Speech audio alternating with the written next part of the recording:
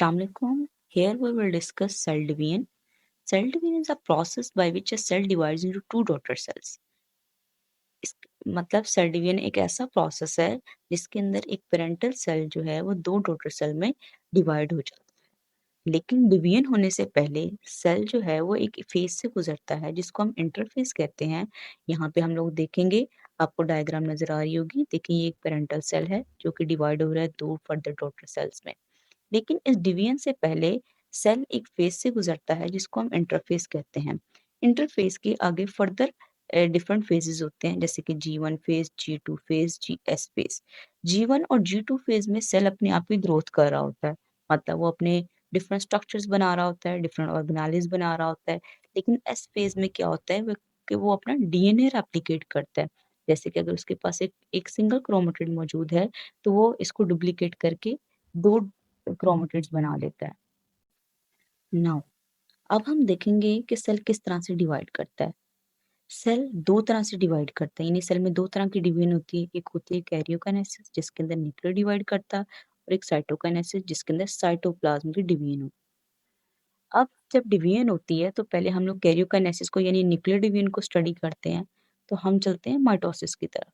जो माइटोसिस है वो दो तरह के सेल्स में होती है, यानी सोमैटिक सेल्स में नॉर्मल सेल्स जो होते हैं या नॉन रिप्रोडक्टिव सेल्स में होती है। अब माइटोसिस के फर्दर स्टेजेस होती हैं prophase, metaphase, anaphase and telophase. Metaphase prophase को हम लोग स्टडी करते हैं। प्रोफेज के अंदर एक अर्ली प्रोफेज होता है जिसके अंदर सेंट्रियोज मौजूद होते हैं साइटोप्लाज्म में। अब सेंट्रियोज प्रोटीनियस स्ट्रक्चर्स होते हैं। जब सेल माइटोसिस के अंदर प्रोफेज स्टेज के अंदर चला जाता है तो ये क्या होते हैं कि सेंट्रियोज जो होते हैं ये ऑपोजिट साइड पे मूव कर जाते हैं, जैसे यहाँ पे नेक्स्ट डायग्राम में दिखाया गया है।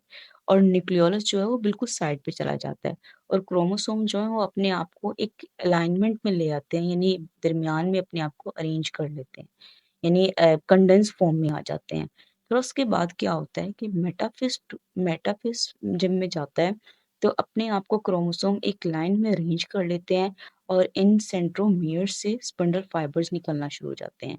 ये स्पिंडल फाइबर्स जो हैं वो अटैच हो जाते हैं।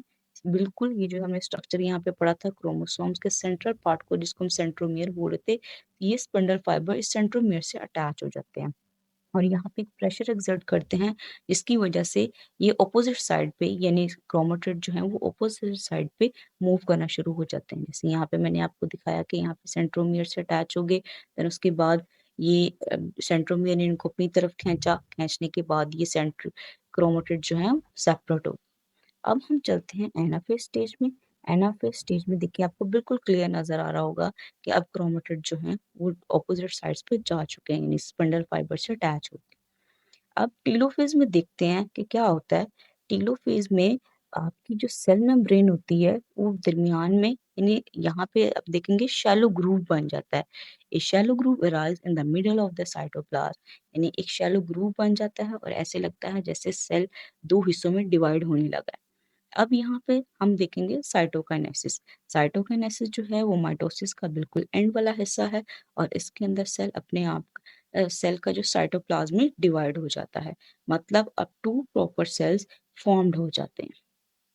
आप लोग ये बुक के अंदर डायग्राम भी देखें, इंटरफेस दिखाया गया है। इंटरफेस में जो है वो क्रोमेटिड अपने आप को डुप्लीकेट कर रहा है। डुप्लीकेट करने के बाद न्यूक्लियर डिवीजन हो रही है। न्यूक्लियर डिवीजन के अंदर डिफरेंट स्टेजेस आ रही हैं, मतलब prophase, metaphase, anaphase and telophase, ये सारा इस तरह से होते होते सेल्स अपने आप को मेटाफेज में लाइन कर रहे हैं। देन एनाफेज के अंदर सेपरेशन हो रही है क्रोमेटिड की, और फिर उसके बाद साइटोकाइनेसिस के अंदर देखें ये एक शैलो ग्रुप बन गया है यहाँ पे, और यहाँ पे साइटोप्लाज्म डिवाइड होके next to further two daughter cells form होते हैं। मतलब सेल सेल डिवीजन